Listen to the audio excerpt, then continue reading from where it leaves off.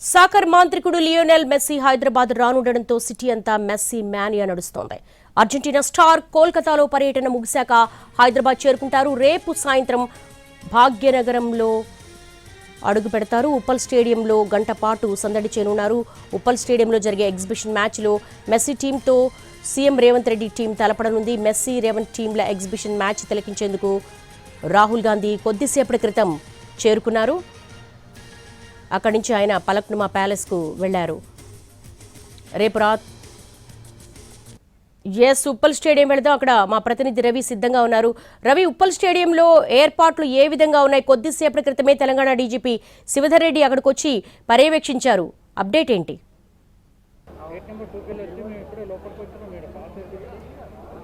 దేవి, ఉదయం కోల్కతాలో జరిగినటువంటి ఇన్సిడెంట్ను దృష్టిలో పెట్టుకొని ఉప్పల్ స్టేడియం వద్ద భద్రతను మరింత కట్టుదిట్టం చేశారు. ఇప్పటికే ఈ ఈవెంట్కు ముందు నుంచి 3500 మంది పోలీసులతో ఇక్కడ బందోబస్తు నిర్వహించగా ఉదయం జరిగినటువంటి ఇన్సిడెంట్ తర్వాత అదనంగా మరొక 1000 మంది పోలీసులను కూడా ఇక్కడ డిప్లాయ్ చేశారు.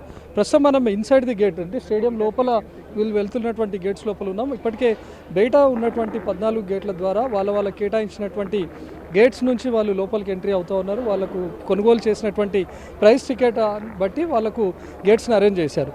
అయితే ఇప్పటికే మనం ఐపీఎల్ చేసినటువంటి అనుభవం ఉప్పల్ స్టేడియంకి కూడా ఉంది కాబట్టి సేమ్ అదే ఫార్మాట్ను కూడా వీళ్ళు ఈజీగా ఫాలో అవుతూ ఉన్నారు. సో ఎవరు ఏ టికెటింగ్ను తీసుకున్నారో, ఏ గేట్ను కేటాయించాలి అనే దాన్ని బట్టి సేమ్ ఈ ఫుట్బాల్ మ్యాచ్ కూడా, ఈ మెస్సీ గోట్ ఈవెంట్కి కూడా అదే తరహాలో వీళ్ళని అలో చేస్తూ ఉన్నారు. ప్రస్తుతం మనము గేట్ నెంబర్ 2 ఇన్సైడ్ గేట్లో ఉన్నాం. ఇక్కడ నుంచి వీళ్ళందరినీ అలో చేస్తూ ఉన్నారు. వీళ్ళు ఆల్రెడీ బుక్ చేసుకున్నటువంటి యాప్ ఏదైతే డిస్ట్రిక్ట్ యాప్లో కొనుగోలు చేశారో దాంట్లో ఉన్నటువంటి క్యూఆర్ కోడ్ను చూపించడం ద్వారా దాన్ని స్కాన్ చేసి లోపలికి వెళ్ళే అవకాశం ఉంటుంది. అయితే ఇప్పటికే నిర్వాహకులు కానీ అటు ప్రభుత్వం నుంచి చెప్తా ఉన్నారు. కొద్దిసేపటి క్రితమే శాట్స్ చైర్మన్ శివసేన రెడ్డి కూడా బయటకు వచ్చి మాట్లాడుతూ చెప్పారు, ఇది కంప్లీట్గా పూర్తి స్థాయి మ్యాచ్ కాదు. ఎవరైనా ప్రేక్షకులు కానీ, మెస్సీ అభిమానులు కానీ, లేకపోతే ఫుట్బాల్ క్రీడాకారులు కానీ అర్థం చేసుకోవాలి, ఇది కేవలం ఎగ్జిబిషన్ మ్యాచ్ మాత్రమే. సో కేవలం ఒక 5 నిమిషాల పాటు మాత్రమే మ్యాచ్ జరుగుతుంటుంది. కాబట్టి కంప్లీట్గా మెస్సీ ఆడతారని చెప్పి మేము ఊహించి వచ్చామని చెప్పి సహనం కోల్పోవడం, ఆగ్రహానికి లోనవడం లాంటివి చేయకూడదు అని చెప్తున్నారు. ప్రస్తుతం మనం ఇక్కడ చూస్తున్నటువంటి ఈ ప్లేయర్స్ అంతా డిఫరెంట్ యూనివర్సిటీలకు చెందినటువంటి వాళ్ళు, గురుకులాల నుంచి ఇప్పటికే సెలెక్ట్ చేసినటువంటి క్రీడాకారులు. వీళ్ళందరూ కూడా మెస్సీతో ఇంటరాక్ట్ అవ్వబోతూ ఉన్నారు.